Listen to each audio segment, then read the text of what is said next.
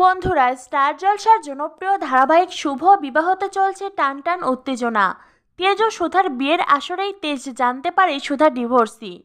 আর স্বাভাবিকভাবেই হঠাৎ এই কথা জানার পরেই তেজ নিজেকে কিছুতেই সামলাতে পারছে না। সুধা ডিভোর্সি, সেটাতে তেজের কোনো দুঃখ নেই। তেজের দুঃখ সে আবারও কোনো নারীর দ্বারা প্রতারিত হলো।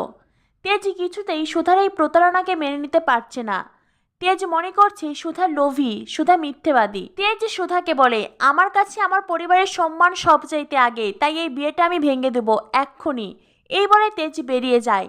যদিও বাহিরে বের হওয়ার পরেই তেজ দেখতে পায় তার ঠাম্মি খুব গর্ব নিয়ে সকলকে বলছে, আমার নাতি তেজ সে কিছুতেই এই বিয়েটা ভেঙে দেবে না। তাই দর্শকরা অনুমান করছেন ঠাম্মির মুখ রাখতে পরিবারের সম্মানের কথা ভেবে সমস্ত সত্যিটা জানার পরও তেজ সুধাকে বিয়ে করবে। এদিকে শুভ বিবাহ সিরিয়ালের আজকের এপিসোডে সুধা ওরফে সোনামণিষার অভিনয় দেখে মুগ্ধ হয়েছেন দর্শক। এতদিন দর্শক সোনামণিষাকে বিভিন্ন সিরিয়ালে দেখেছেন প্রতিবাদী রূপে, তবে অন্য সব চরিত্রের থেকে শুভ বিবাহ সিরিয়ালে সুধার চরিত্রটি সম্পূর্ণ আলাদা।